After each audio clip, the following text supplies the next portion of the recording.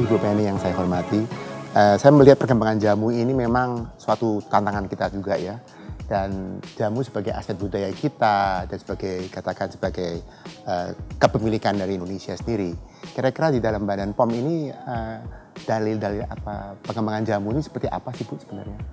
Terima kasih Pak Charles. Saya kira jamu itu adalah budaya Indonesia. Dan itu bukan hanya budaya Jawa ya, di seluruh pulau-pulau Indonesia semua ada jamu. Ya. Nah kalau berdasarkan versi kita semua yang sudah sepakat tentunya ya, karena sekarang kan sudah ada satuan tugas pengembangan jamu dan fitofarmaka dan kita selalu berdiskusi ya, membangun kesepakatan bahwa jamu itu adalah milik Indonesia dan harus kita jaga. Ada 3 macam tahapan. Pertama adalah jamu yang berdasarkan empiris turun-temurun ya. Ingat bahwa keanekaragaman hayati secara global itu ada berapa? 30.000 ya spesies tanaman, tapi yang menjadi tanaman obat kan sekitar berapa? 3.000-an. Oke. Dan tapi sebagian besar yang tanaman obat di Asia malah 90% katanya ada di Indonesia kan. Jadi memang sebagian besar ada di Indonesia. Jadi itu adalah memang milik kita turun-temurun ya, sejak zaman yang saya tahu sejak zaman Majapahit ya sudah ada kata jamu dari jampi dan usodo. Jadi jampi-jampian untuk kesembuhan. Nah, jadi satu pertama adalah jamu yang berdasarkan empiris turun-temurun. Kedua adalah pendampingan Badan POM untuk jamu terstandar. Ya, jadi ini sudah lebih ada trial, ada clinical trial, ada pengujian ya, yang lebih memastikan khasiatnya. Kemudian yang ketiga adalah jamu sebagai obat fitofarmaka yang berdasarkan uji klinik. Nah ini yang terus kita dorong juga ya, untuk sehingga bagaimana jamu itu nanti juga terbukti atau mempunyai evidence base sebagai obat, sebagai pengobatan. Jadi jamu yang selama ini kita kenal adalah untuk aspek pencegahan, aspek perawatan kesehatan ya sejak dulu turun-temurun, plus dengan penyembuhan, pengobatan itu bisa secara evidence base itu bisa kita jaga dan kita buktikan. Ya. Kalau Ibu melihat kayak industri jamu yang saat ini ya cukup berkembang, kira-kira apa sih peranan Badan POM dalam rangka untuk menjaga sedikitnya sebagai pengawas maupun juga sebagai katakan pembina, apa yang kira-kira Ibu telah dikerjakan? Ya.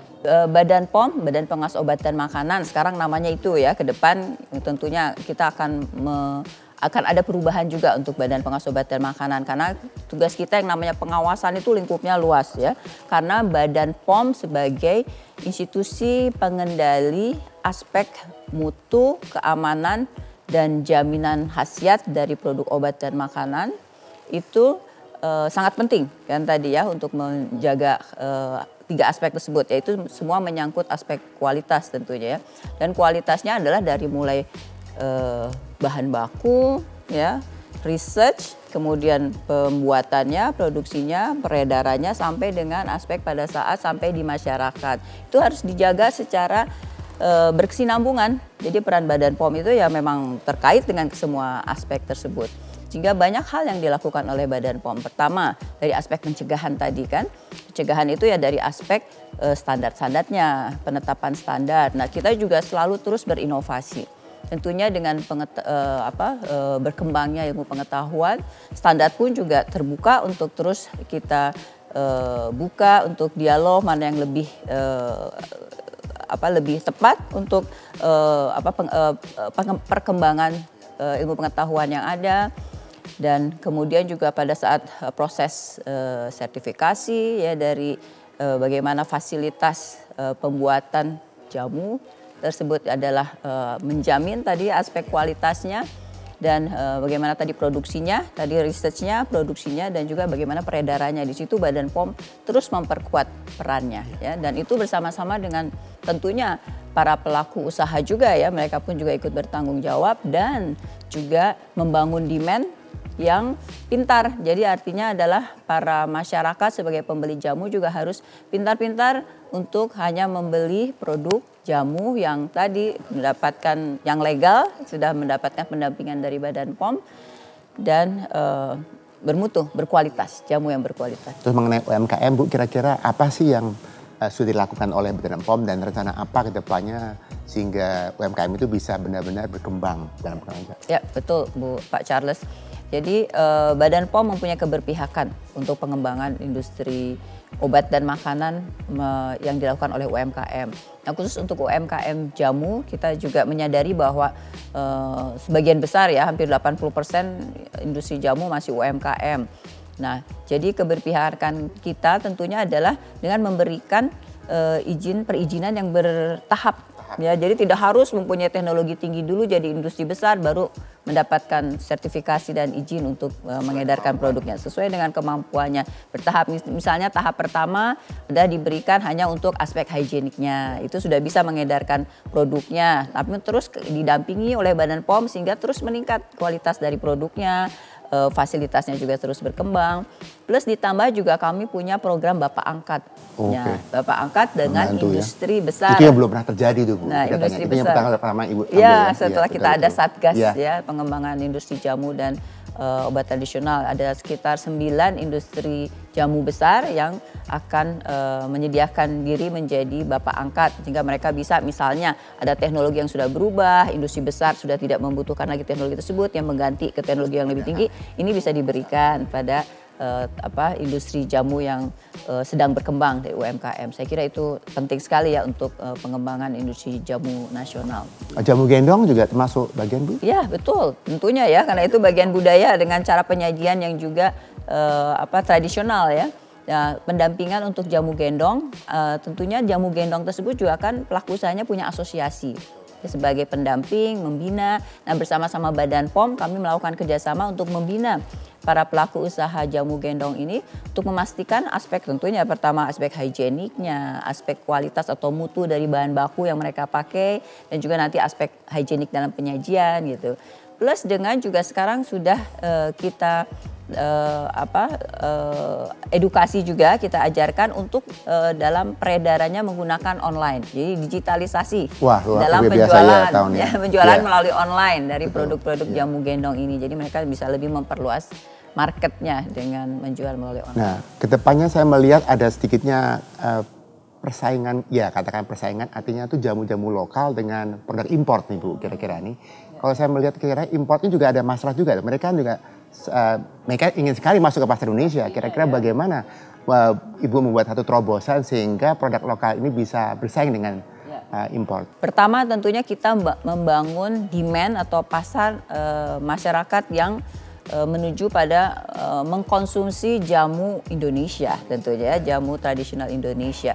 Tapi tentunya kita tidak bisa menutup ya untuk masuknya produk-produk obat herbal ya dari luar begitu ya. Karena dengan demikian kita pun juga akan mengekspor produk jamu Indonesia keluar kan, jadi itu adalah resiprokal. Tapi tentunya ada batasan yang kita lakukan sehingga tetap melindungi ya produk dari budaya kita, jamu sebagai produk budaya kita. Salah satunya adalah hanya produk-produk herbal, ya obat-obat herbal yang memenuhi standar tertentu, standar saintifik tertentu yang boleh masuk. Jadi betul-betul produk herbal yang berkualitas baru bisa masuk ke dalam pasar Indonesia dan kita berikan izin untuk diedarkan. Ya, ke depan Ibu punya rencana kira-kira bagaimana Bu mengenai pengembangan jamu secara nasional maupun katakan kita melihat bahwa potensi ekspor luar biasa nih Bu. Apakah sudah satu pemikiran untuk terobosan-terobosan ke luar negeri? Apakah ada satu pemikiran untuk kira-kira apa yang perlu dikembangkan? Oh iya, kalau untuk membuka, kami di samping juga pendampingan pada pelaku usaha, yaitu tadi pelaku usaha udah UMKM, demikian juga pelaku usaha industri jamu yang besar, dikaitkan dengan aspek mutu, ya, kualitas dan mutu dari produknya. Tapi juga kami ikut membantu membuka peluang pasar di luar. Salah satunya tentunya dengan selalu menghadirkan Badan POM dalam forum-forum otoritas obat dan makanan di forum internasional sebagai institusi yang kredibel. Dengan demikian produk-produk kita akan dipercaya untuk masuk ke dalam pasar-pasar market ekspor yang tradisional maupun yang tidak tradisional. Jadi membuka peluang-peluang ekspor di negara-negara yang baru seperti di Afrika, di Timur Tengah gitu ya. Dan di Amerika Serikat juga kami tentunya membuka komunikasi dengan otoritas obat setempat yang juga mengawasi dari produk obat. Dengan demikian juga akan membuka peluang pasar yang Apakah lebih besar. ada reciprocal approach antara negara Indonesia misalnya dengan negara ASEAN sehingga izin Badan POM ini bisa juga berlaku di negara setempat? Apakah itu menjadi bagian daripada program Saya itu? kira itu ya yang kita kembangkan ya. Mungkin jadi mutual agreement dikaitkan dengan standar yang berlaku. Jadi tidak hanya ASEAN, kita juga ada forum yang baik, itu adalah forum kerjasama negara-negara Islam. Ya, itu target untuk ekspor yang sangat baik juga untuk jamu kita ya, karena punya kesamaan tradisi yang sama di antara negara-negara Islam tersebut. Nah, itu juga kita sudah ada suatu forum khusus dari forum kepala-kepala otoritas obat dan makanan, dan disitulah kita mengenalkan jamu Indonesia dan menyamakan standar-standar kita. Dan kira-kira harapan Ibu untuk kedepannya jamu akan dijadikan sebagai apa ini Bu kira-kira? Jamu akan sebagai apa? Tentu saja jamu adalah warisan budaya. Ya, jadi itu perlu terus kita turunkan secara turun-temurun pada generasi yang ke depan. Sehingga ke depan target kita adalah untuk mengedukasi, menginformasikan, membuka forum komunikasi dengan para milenial. Mereka adalah the future ya. Sehingga untuk lebih membuka pemahaman mereka, passion mereka terhadap jamu sebagai bagian dari kekayaan alam Indonesia yang harus menjadi satu dengan diri kita ya, dengan bagaimana mereka tumbuh menjadi dewasa dan menjaga budaya tersebut menjadi bagian dari hidup kita. Dan bukan itu saja, menambah value added dari warisan budaya tersebut menjadi kemasan yang bisa diekspor dan Indonesia jaya di pasar global dalam bidang jamu, obat herbal ya, dan fitofarmaka. Saya kira peluang itu, potensi itu ada ya, dengan bahan baku dan kekayaan yang sudah kita punyai. Sekarang bagaimana kita bersama-sama untuk membangun itu. Terima kasih, luar biasa Bu. Sama-sama Mudah-mudahan Pak sukses Charles. selalu dan saya Terima harapkan kasih Ibu dan tetap penghargaan. sehat walafiat Sama-sama, dan maju terus Pak untuk Charles. kita bersama. Ya. Terima kasih. Terima kasih.